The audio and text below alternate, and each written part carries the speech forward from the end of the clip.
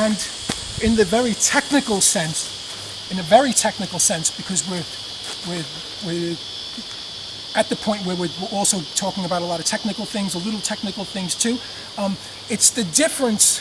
We're talking about the difference of trying to blatantly, for example, choke. Talking about the difference, or getting myself in a particular position, which gives me other advantages and protections, and to do the choke. So it depends. There's no right and wrong, but there may be rights and wrongs on certain situations. And you need to figure that out, and you're only figuring that out by repetitive practice and sparring and things like that, so you understand. So I may not do a lot of sparring right now with people as much, but I have in the past enough to know, enough to remember the little details that I'm dealing with. So enough for me to remember to practice both. Because sometimes you see the opening and it is best to just go from point A to point B. But sometimes it's not best to go to point. I may, in going from point A to point B, I may get the choke, but I may not. It may be temporarily, or it may be poor, in the sense that I haven't really dealt with anything over here. So in a very quick, simple sense, without getting too elaborate at this point, I haven't reduced a lot of counter options from my opponent and stuff like that. So chess, sometimes it's checkers. It's actually chess and checkers. Cheating the philosophy. When in doubt, it's chess and checkers, and sometimes it's neither. All right, but so getting that leg in is a great option for me. Great option for me. Getting the leg in is not only on a low type of position as well, and we've also reviewed that before. So getting the leg, getting that position, it also involves the body entirely as well. Any part. And you start to see these theories, and we're working it over time. When you master these things, what you're doing is you're increasing the availability. You're increasing your access to dimensions. And I don't mean that in some complicated sense. It's not complicated. The term dimension could be used to describe any particular quality.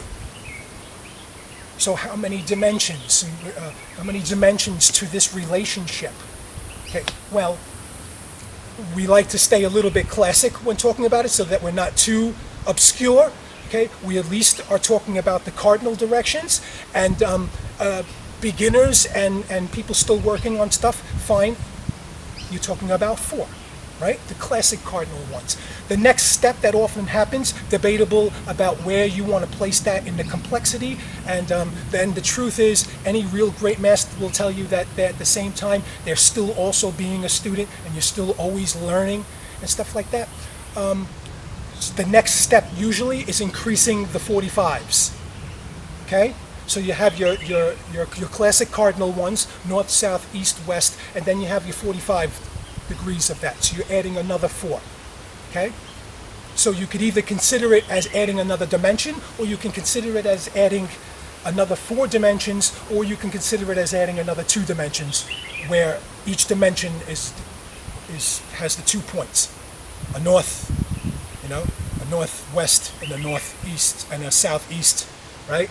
And a northeast and a southwest. So you could look at it as 2 dimensions. That way you could treat them as quadrants. Each quadrant is a dimension. It's up to you. But the point is, when you get familiar with that, everything opens up for you.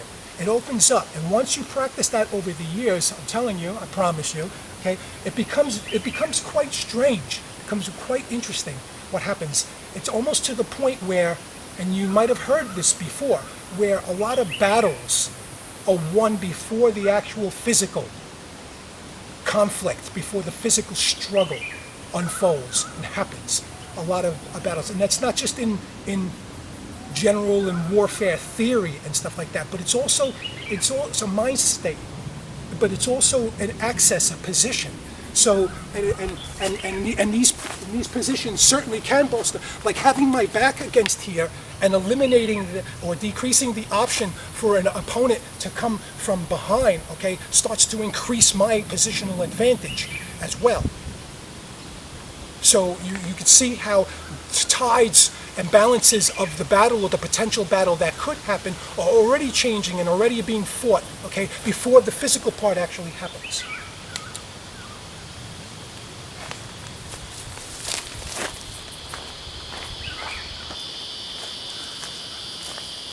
Okay, so it's great for stand-up positional battles. It's great for slow grinding, technical little victories, little positional victories.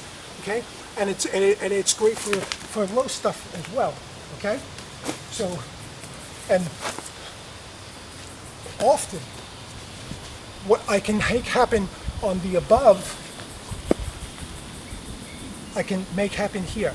And when you get really complicated type stuff is we're having one part, we're dividing the halves, the upper and the lower. So, and also combining. So I may have one, okay, coming on this side, which is more of my outer, okay, but I'm locking from an inner or a reversal. All right. Now, and what's happening here, and you might see this a lot from me or whatever, is really cool thing that's happening. Some of the best knots that are made are knots that make themselves tighter by the pressure that they actually apply or is applied to them. So I'm sure there's technical words for it and whatnot, but stuff like a clove hitch and things like that. All right, well, I just lost another massive amount of footage. Damn. To overheating and stuff. So what I was had really beautiful theories and beautiful techniques we talked about. But the great thing about it is you could always watch me applying them and stuff. So what I talked about is the type of reversal. I went into this. So remember playing with the inside-outside. Okay. And what I talked about is how some of the best knots are knots where the loading force on the rope, on the knot, actually tightens the knot. So in a similar sense, okay, so I'm on the outside here, and I have my reversal ready here, and I could... Now, what I do here is the leverage, the leverage that I need to move out of this position right here locks my opponent, especially depending on the type of resistance. And it could be to me, it could be away, even if we're at the point where my opponent is on the ground.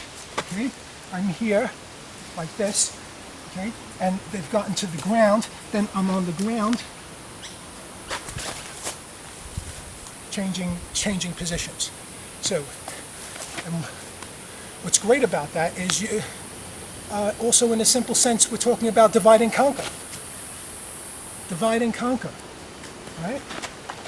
So here, it's an extreme high one, because I'm going to start doing things over here that the opponent won't be able to see. I might maintain, okay, on the balls to thrust forward. Even the leverage you get at this position, okay, at this position, this, back here now, up. But I might do this.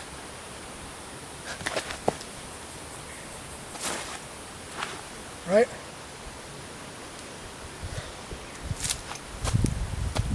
Let's check on the tape.